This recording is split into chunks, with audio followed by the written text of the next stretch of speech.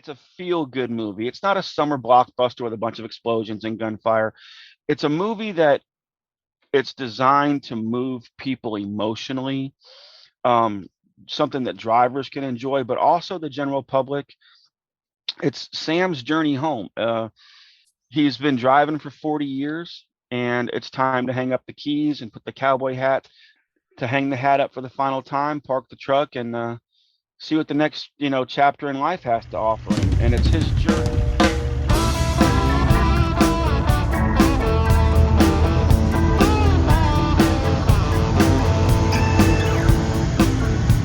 Now Lansing, Michigan-based operator Toby Bogard is on a mission. That mission is multifold, as you'll hear in today's podcast, where we catch back up with the driver now hauling for Heartland Express after about a year and a half away from the road. I'm Todd Dills, your host for this Overdrive Radio edition for November 18th, 2022, and Bogard's voice you heard at the top summarizing one story that's at the heart of the man's mission, with this end result in mind. For the general public to see that truck drivers aren't necessarily what they think our image is. The project, a feel-good movie narrative not exactly in its infancy, and about the life and times of a trucker, framed by his last ride home, it isn't Bogard's first foray toward that goal. Regular Overdrive readers may have caught a mention earlier in the week to his Semi-Aware book, designed for teens setting out to get their driver's license for the first time, and all about education and appreciation for the work trucking does, and even more specifically, just how to maneuver around tractor trailers on the road. More emphasis on which I'm sure most would agree, sorely needed in driver's ed programs around the nation. Right now, I'm just trying to build interest and get people, make people aware that this project exists, right, and see where it leads. It had been quite a time since I'd spoken to Bogard, and a whole lot had happened to him in the interim, including a move north from his former home in East Tennessee, a tragic passing of a loved one, and a big reevaluation of goals during his time off the road caring for 2 young daughters. I told my fiance, I said, if I go back, I'm going to go back and finish what I started. We'll hear all about Bogard's eventful return to the world of trucking after this quick break for word from Overdrive Radio's sponsor. With winter fast approaching, it's time to prepare yourself for the conditions that lie ahead. By adding Howe's Diesel Treat at every fill-up, you can prevent your diesel fuel from gelling in even the coldest temperatures. While it safely removes water, adds lubricity, and prevents deposits, the nation's #1 anti-gel will help protect your engine and provide you with the added power you crave. Backed by the only no-tow guarantee, Howe's Diesel Treat will keep you rolling no matter what weather comes your way. Learn more at howesproducts.com. Howe's. Tested, trusted, guaranteed. That's Howe's, Howes, howesproducts.com.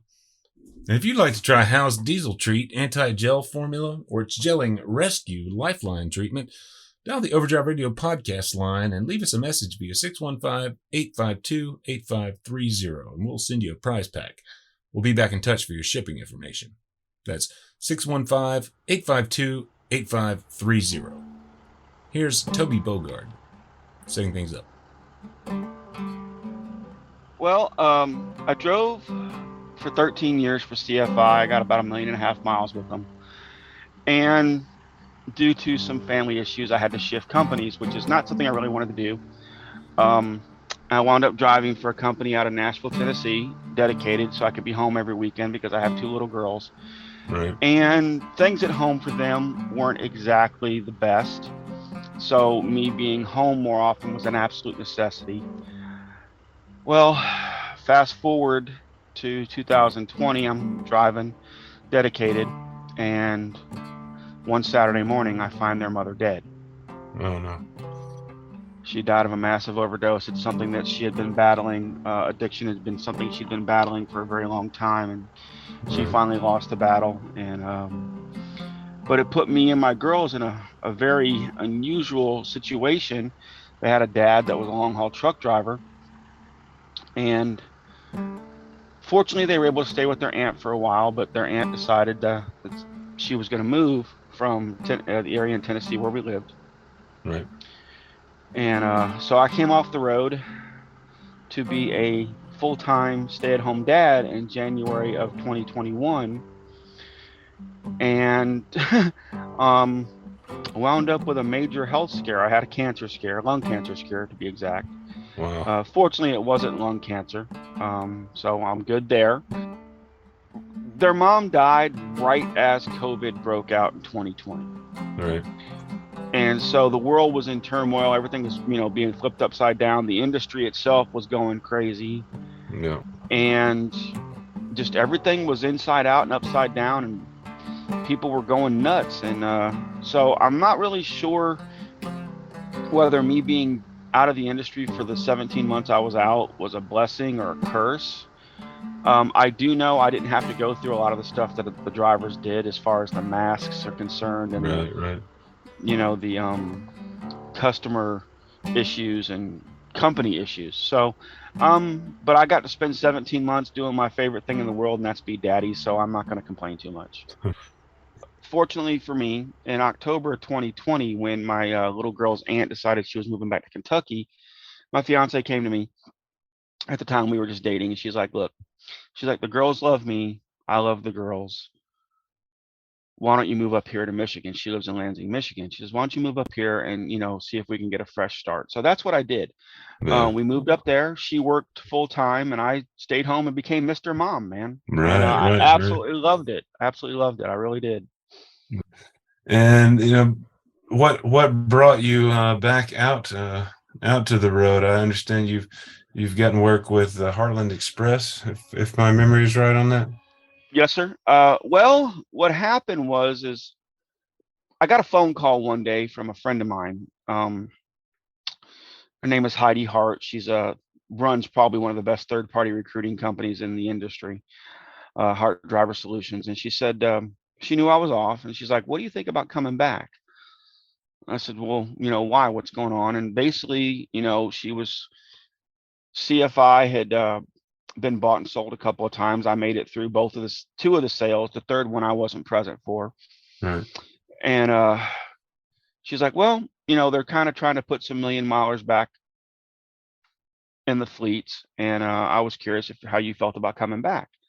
And I'm paraphrasing, and I talked with my fiance about it, and talked with my girls about it. It was a family decision, and I told my fiance, I said, "If I go back, I'm going to go back and finish what I started." She asked me what I meant. I said, "Look, I set out to change the industry in 2010. When my book came out, and I was doing all of the promotional stuff and the brand ambassador stuff, I had set out to change the industry for the better from the inside out, to help drivers see companies see drivers different, but more importantly, for the general public to see that truck drivers aren't necessarily what they think our image is."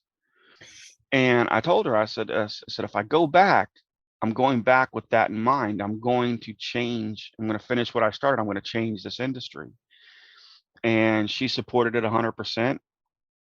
And I spoke with my friend Heidi, and she asked me, how I felt about Heartland Express. And long story short, I started with Heartland about 3 weeks ago, and honestly, I have to admit, man, they have gone above and beyond what most trucking companies do as far as feeling comfortable with orientation. Orientation was very comfortable.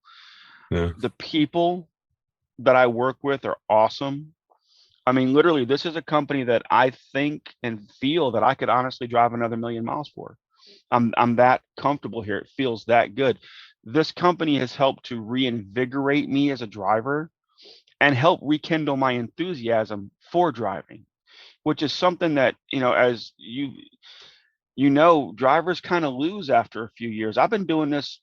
When I officially retired on February 23rd, 2021, I had been driving 20 years and 2 days.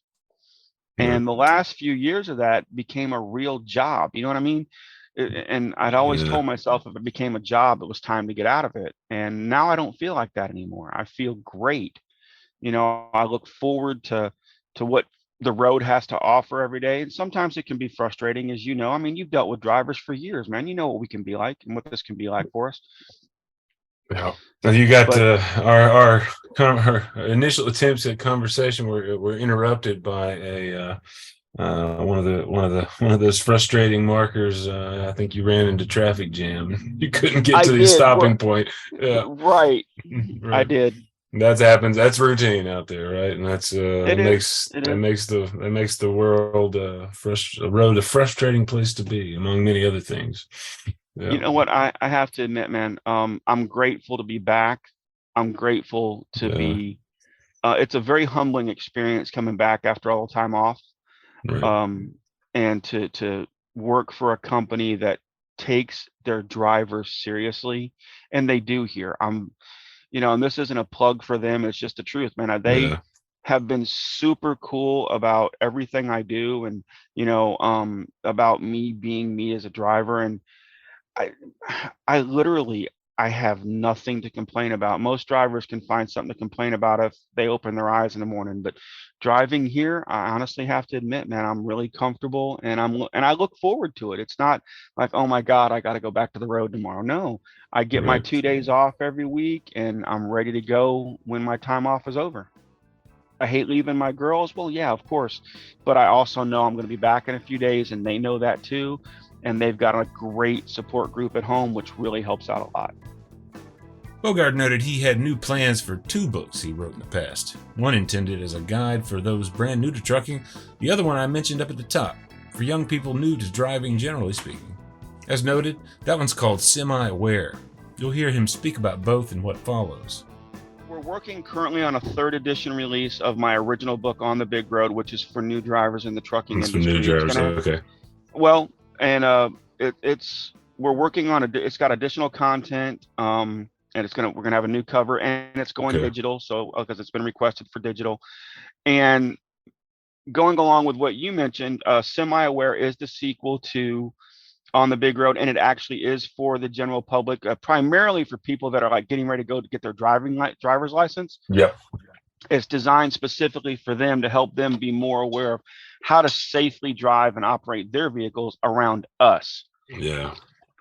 Yeah. So the thought came about because of them being so close together, and how they work together, of redoing the second one. So we're Okay. gonna, once the first one is done, once we've got the final proof of the first one and the new cover, we're gonna release it, and then we're gonna start working on the updated edition of Semi-Aware. So they're gonna be pretty close to release, hopefully within probably 30 days or so of each other. They're gonna be released Right. as totally standalone new editions. And I really hope that it accomplishes, at least in part, what I set out to do, which is help drivers and help people. That Semi-Aware always struck me as a potentially good Christmas present for truckers in the audience to send to their the sort of young people in their lives, I guess. I've actually got a copy here. It's about time for me to give it to my daughter. She just turned 14, but anyways, There you she'll, I'm she'll sorry. be driving soon, right? Yeah. My fiance has her daughter just got her oldest daughter just got her driver's license. She rode the bus for so long, and now she's got her driver's license. She's like, I don't know why I waited so long to get it. And Okay. actually, we've got some new stuff for that, because the goal with that book originally was to try to get into driving schools. Yeah. Programs where high schools have driving programs, and so many schools no longer have driving programs. It's now they're going to the private sector, where you have private Yeah. driving schools. And so that's what we'll start working on once we get that one finished. So there's a lot going on with that. And then I've got the new project that you wanted to talk to me about. We'll get to that Yeah. whenever you're ready. Yeah. Tell me about it. I know it's a project that I've been hearing about probably for. Actually, I went back and looked that up. I think Mr. Greg Martin has been talking about this Dispatch Me Home movie idea for about more than 12 or 13 years, it seems like. Tell me about how you got involved in this. Yeah, I've just known Greg for probably a decade, and I've known about the project for that same amount of time, probably. right. And when I came back, I told you I came back with the idea of improving the industry from the inside out. And Greg and I talked, and I'm not even sure, how we reconnected. We've been friends, for a very long time, but just something occurred. It's one of those things that, the right place at the right time or the right Right. moment. And I don't believe in coincidence, never have. And so we started talking about it, and he asked me how I feel about being involved with the project. And I know that it's been a work in progress for a very long time. And I thought, all right, what can I do to help? Yeah. And so the project is Dispatch Me Home. It's about Sam Morris, Sam the Man, they call him. And it's a feel good movie. It's not a summer blockbuster with a bunch of explosions and gunfire. It's a movie that it's designed to move people emotionally, um, something that drivers can enjoy, but also the general public. It's Sam's journey home. He's been driving for 40 years, and it's time to hang up the keys and put the cowboy hat, to hang the hat up for the final time, park the truck, and see what the next, chapter in life has to offer him. And it's his journey. And along the way, you meet some of Sam's friends. Sam makes some new friends, shares some memories, and it's just a real feel good movie that's a great representation of how this industry is the backbone of this country, how more importantly, how people matter. Yeah. It's about, people, and it's got a tremendous upside as far as connection with the general public. And I honestly believe, and I don't really put my name on anything I don't believe in, never have been one to do that. But this just, it struck me at the heart, man. I mean, after everything that's gone on with COVID the last couple of years, and my daughters and what they've had to go through, I went, you know what? This is something I need to put my name on. And Yeah. there's, to be honest, they're hoping and looking at the possibility of Kevin Costner playing the lead role of Sam Morris. I think that if anybody has ever been a fan of the TV show Yellowstone, and you know who John Dutton is, then you can see Right. Kevin Costner driving a truck. I'm a huge fan of Yellowstone, and so I can look at that visual and go, "Yep, I could see that. That's doable. I could see Costner behind the wheel of a truck." So I'm really anxious and excited to be working with the group, with the team, and This is kind of based on basically a prose narrative, that story that yes, Greg wrote.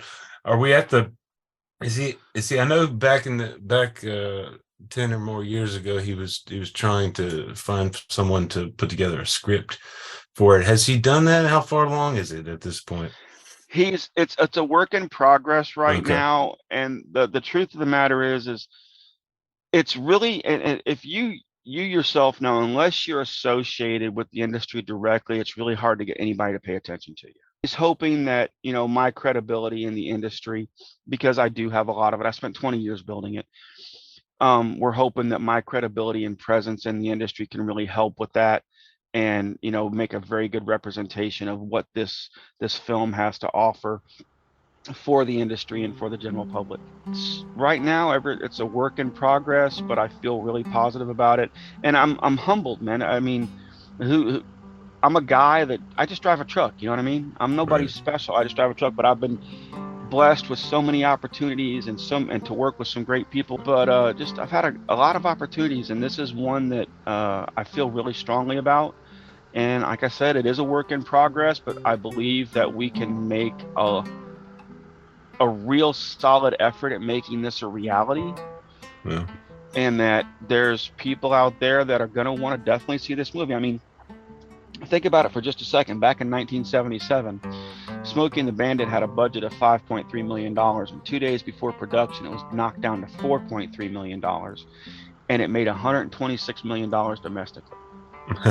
So Yeah. there's a huge, ability. There's a huge open space here for this to be done, and more than anything else, I really believe that this movie can help change the public opinion, the public view of who truck drivers are. Because God, man, you know as well as I do, sometimes they have the worst possible image of us, and it's just not true in every case. They see it's like seeing one biker and thinking all bikers are bad.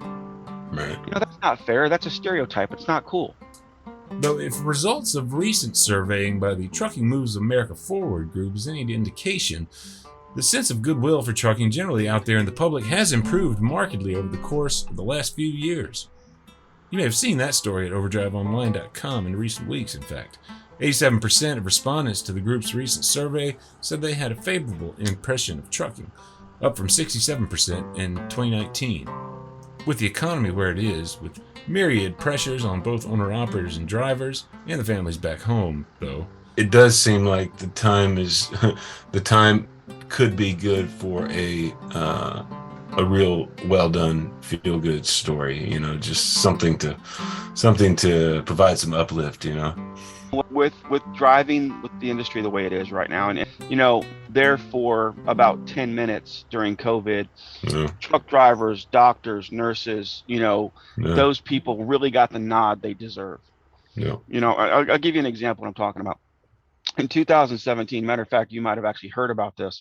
In October 9th of 2017, there was a young security guard shot at a Rite Aid drugstore off West Avenue in Nashville, Tennessee. Okay. It was my son. Oh, wow. Son. He lived, but he's a massive individual. He's just huge.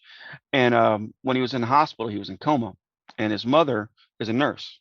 And we were at the hospital visiting one day, and they sent this little bitty, itty bitty nurse, to go in there and give him a sponge bath. Now, my son is 6'2" and weighs 330 pounds.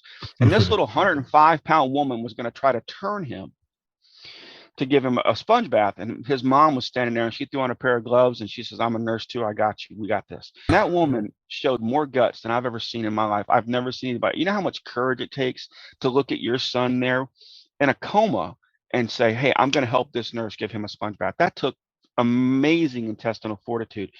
And I tell her that, I'm like, you know what, that took more guts than I think I could ever have. The point I'm getting at is, for about 10 minutes during COVID, we all got the nod. The backbone of this country, the truck drivers, nurses, doctors, emergency staff, people that work, that everybody looks at and never sees unless they need them for something. Because that's the catch right there. They never see us until they need us. Right. And then they're going, "Well, where's our bread?" Or "I need to get through the ER," or whatever the case may be.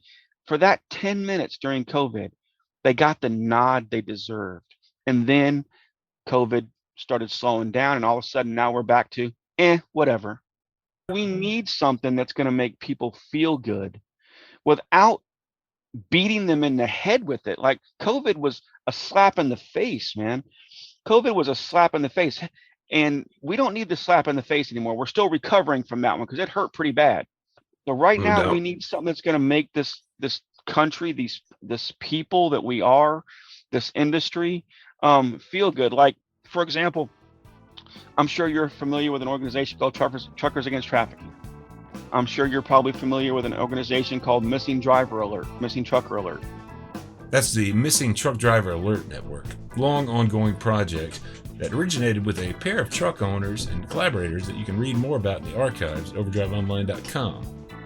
These are two organizations that are near and dear to my heart. I was present at the beginning of them, and they mean something to me. And so this is something like, for example, the general public probably doesn't know that these organizations really exist to a massive extent, or how much drivers are involved with them.